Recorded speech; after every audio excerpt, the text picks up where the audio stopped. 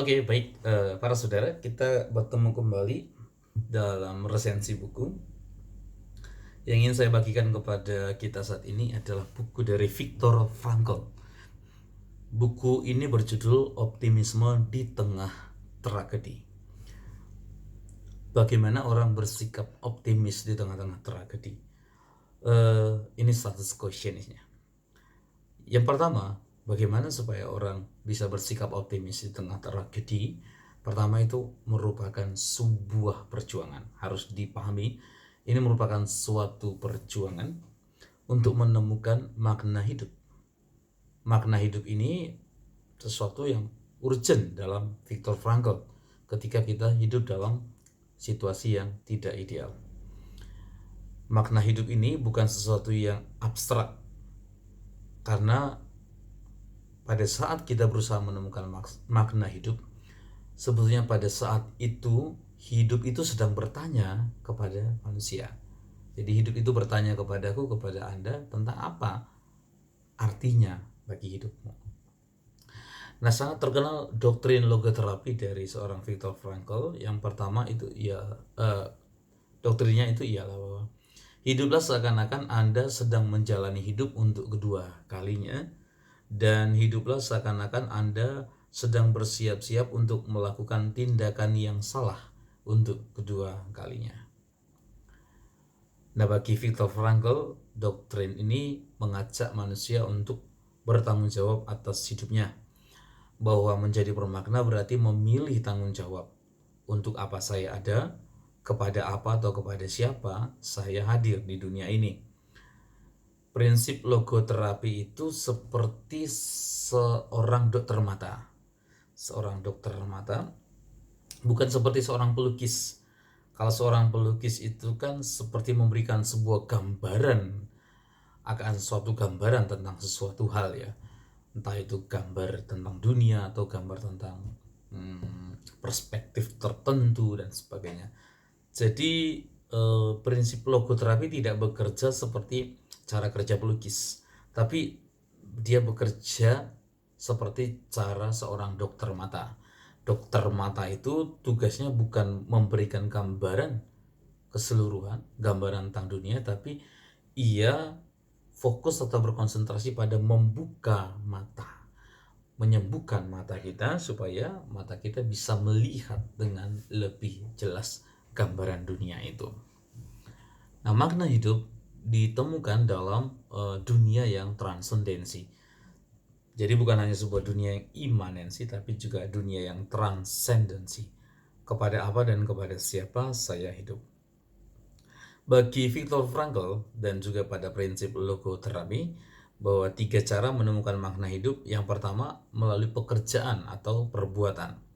Entah itu melalui sukses atau keberhasilan atau pencapaian-pencapaian yang tertentu.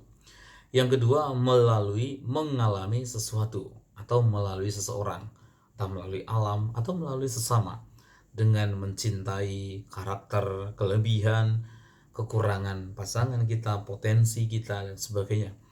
Juga kita mencintai kebenaran, kebaikan, keindahan alam semesta, mengenal manusia dan segala keunikannya. Jadi kita bisa menemukan makna hidup kita melalui pengenalan akan sesuatu yang ada di sekitar kita. Dia boleh berupa alam ciptaan maupun juga sesama manusia.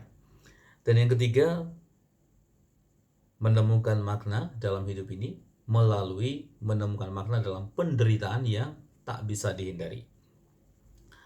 Karena penderitaan itu sebetulnya berpotensi untuk mengubah tragedi menjadi sebuah kemenangan, mengubah kemalangan menjadi suatu keberhasilan. Sehingga kita memberikan makna yang utama pada itu semua. Jadi bukan situasi yang mengubah diri kita sendiri, bukan situasi itu yang mengubah kita, entah itu perubahan yang positif maupun negatif, bukan situasi itu, melainkan sikapku yang berubah terhadap situasi itu. Nah, lalu kemudian dia menyadari bahwa ada hambatan bagi manusia untuk bersikap optimis di tengah tragedi, yaitu neurosis noogenik. di mana di sini terjadi frustrasi eksistensial, frustrasi tentang keberadaan atau makna hidup saya. Dan ini digolongkan oleh Eric Fromm bukan sebagai penyakit mental, bukan, tapi membuat manusia nanti akan jatuh pada pencarian kesenangan. Nah, kalau manusia hanya jatuh berhenti pada pencarian kesenangan, dia akan masuk pada frustrasi eksistensial. Jadi kalau seseorang hidupnya hari demi hari hanya untuk memuaskan keinginannya, hanya untuk menyenangkan dirinya, suatu saat dia akan masuk kepada ini, frustrasi eksistensial. Lalu juga adanya dimensi pikiran dalam diri manusia, dan kemudian masalah-masalah kehidupan manusia yang membuat manusia terganggu dalam mencari makna hidup, sehingga dimensi pikiran kita itu mengalami kesulitan dalam menemukan makna hidup karena memang ada masalah yang terjadi. Nah, Viktor Frankl juga menekankan tentang ketidakkekalan hidup, bahwa hidup kita ini suatu saat akan berakhir. Nah, oleh karena itu dia sangat menekankan sikap aktif ya, atau deliberative practice. Jadi memang suatu kesengajaan atau suatu tindakan yang disengaja, suatu sikap aktif untuk bertanggung jawab ya. Bertanggung jawab. Kita tahu bahwa ada kadang-kadang lembar kalender ya yang bisa disobek dan seterusnya. Viktor Frankl mau mengatakan bahwa lembar kalender itu pertama-tama bukan untuk dirobek lalu kemudian ditumpuk catatannya dalam satu tempat, tapi harusnya lembar kalender itu pasti harusnya berisi tulisan tentang apa yang pernah saya alami. Jadi bukan hanya sebuah lembar kosong belaka. Nah, bagi Viktor Frankl, logoterapi itu merupakan sebuah teknik. Jadi rupanya bagi dia untuk menjawab bagaimana kita bersikap optimis, yaitu dengan prinsip logoterapi tadi, menemukan makna hidup. Bahwa kebenaran adalah merupakan fakta bahwa rasa takut itu bersumber dari pemikiran yang juga berasal nantinya dari keinginan manusia ya. Jadi rasa takut itu bersumber dari peristiwa-peristiwa yang menakutkan dan juga dari pemikiran manusia yang bersumber dari keinginannya sendiri. Keinginan manusia yang hyperintensi, sementara kesenangan yang dirasakan oleh manusia bukanlah tujuan sesungguhnya. Jadi kalau manusia jatuh pada menjadikan kesenangan itu sebagai tujuan, maka dia akan jatuh pada frustrasi eksistensial tadi. Jadikanlah kesenangan itu sebagai efek samping, itu saja. Nah, oleh karena itu Viktor Frankl mau mengatakan bahwa kita tidak boleh menaruh perhatian yang berlebih pada keinginan-keinginan itu. Nah, oleh karena itu fakta-fakta ini atau rasa takut dan keinginan-keinginan tadi yang berlebihan dapat di-counter dengan yang disebut dengan paradoxal intention, jadi perlawanan terhadap niat. Jadi rasa cemas sebaiknya diganti dengan niat yang sebaliknya.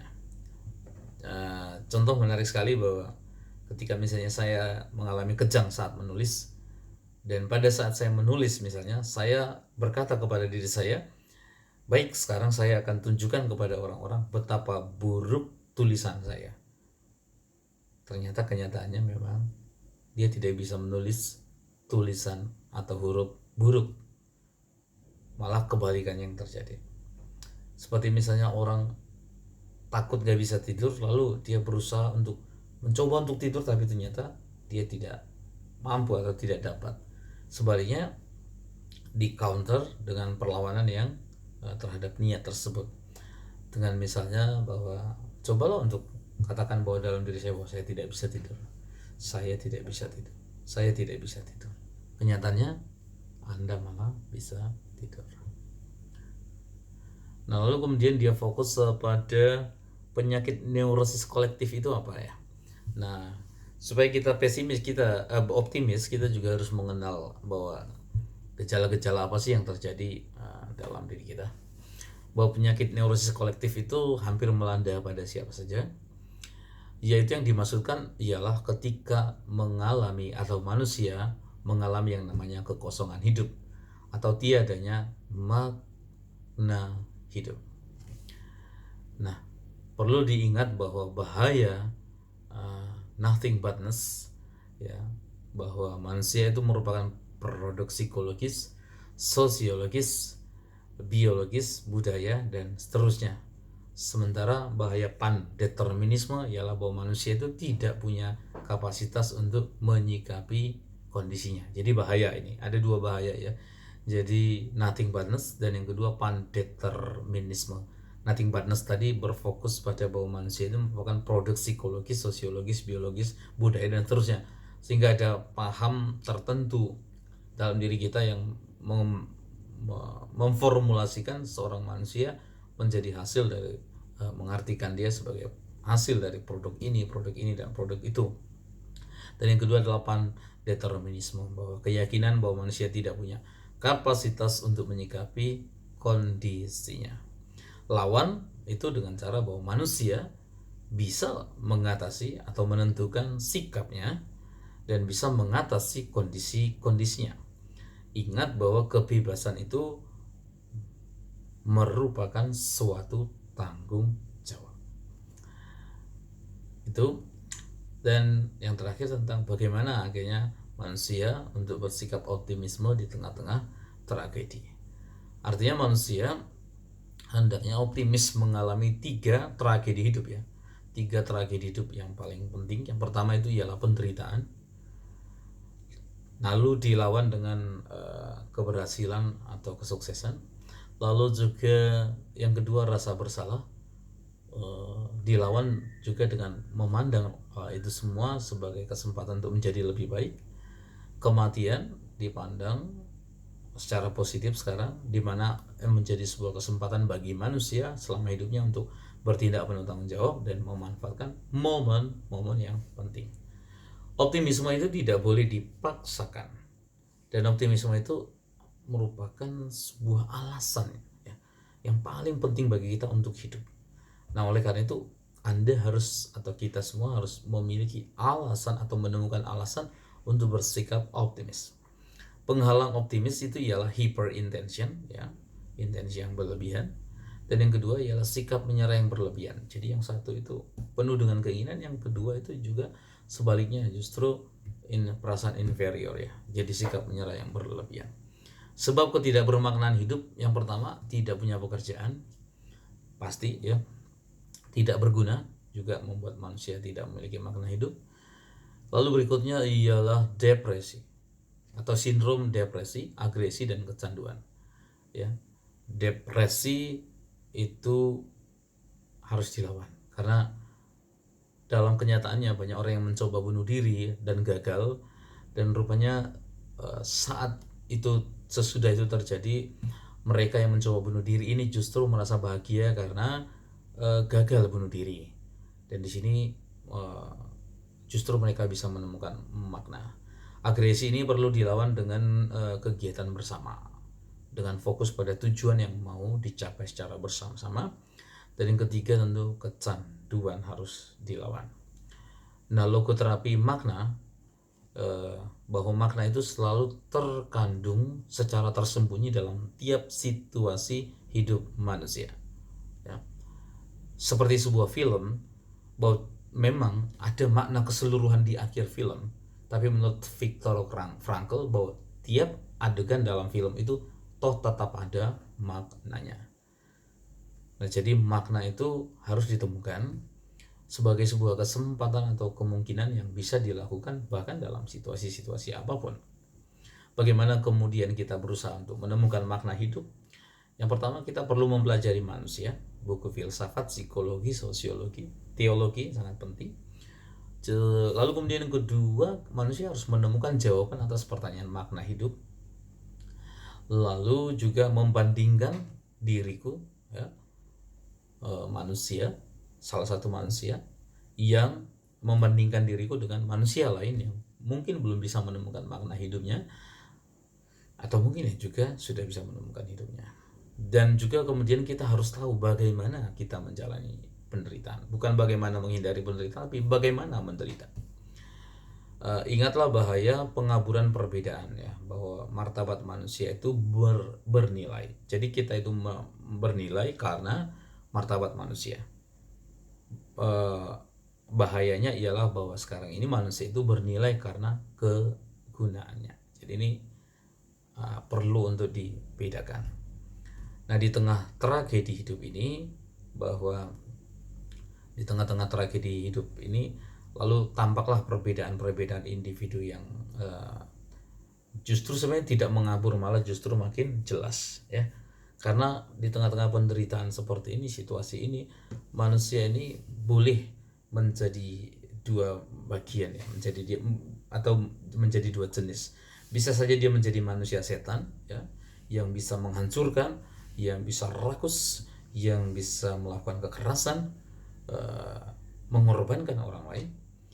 Tapi juga orang bisa menjadi manusia nabi ya, yang justru dalam situasi terjepit ini mereka bisa mengorbankan diri mereka sendiri, lalu juga mengundang banyak orang untuk bergabung dengan mereka untuk menjadi sebuah keluarga komunitas.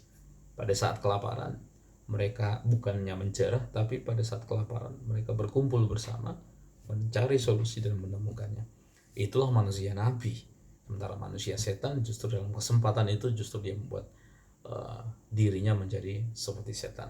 Begitu para saudara, satu bagian kecil tentang optimisme di tengah tragedi dari Viktor Frankl, ambil yang bermakna bagi kita semua, dan saya berharap semua dari Anda, apapun situasi dan latar belakang Anda, Anda menemukan makna hidup yang terdalam.